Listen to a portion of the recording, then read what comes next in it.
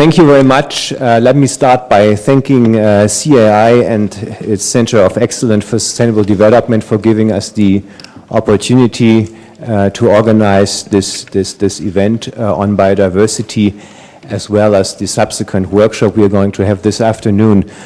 Before we start our interactive discussion here, let me perhaps just say a few words on the topic of this session here, the value and economic benefits of biodiversity.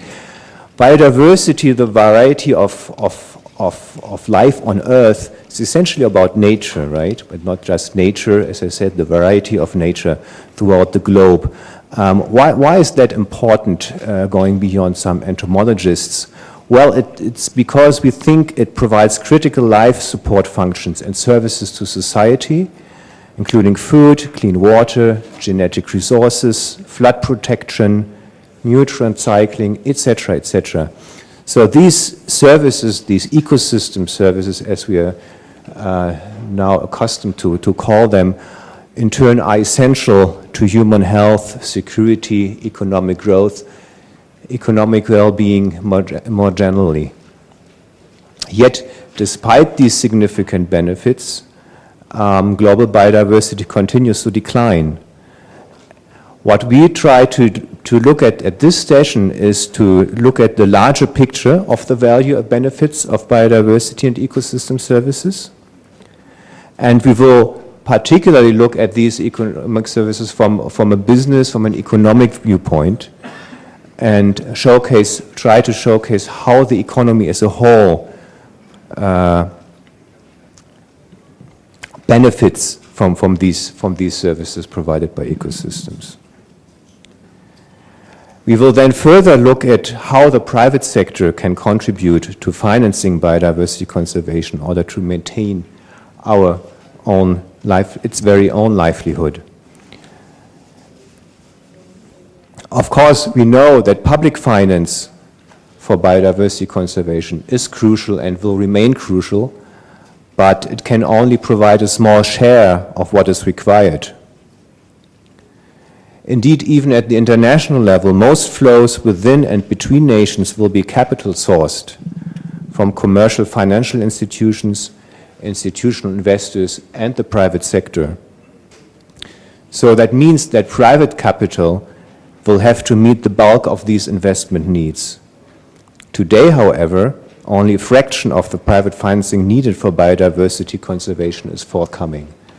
So the idea is to think about further how can we move ahead with that, how can we address the need to design practical ways in which the policy and regulatory frameworks governing the allocation of capital can support finance, including private finance for biodiversity.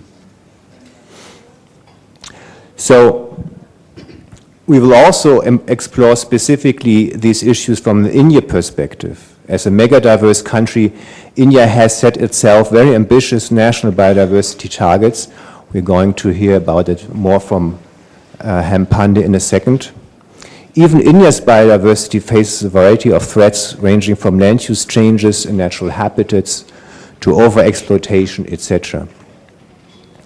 So these environmental threats entail potential risks for India's economy that may not be underestimated.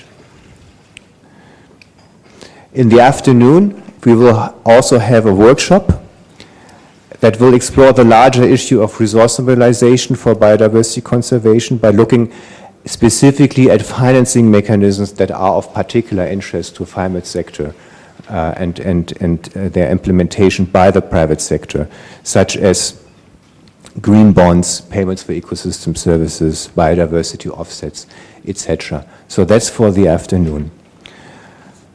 Perhaps just to kick off the debate here at the panel this morning, and I understood that you would prefer to speak towards the end, so perhaps we will start then from this side of the table and then go around like this. I would like to ask you two questions on the topic of that session here.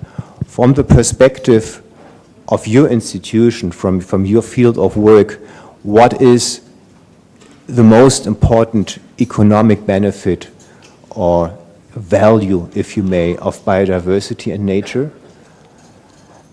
And then second, what do you think, what can your institution, be it NGO, be it a private sector company, be it the government, what can it contribute to further this economic benefit?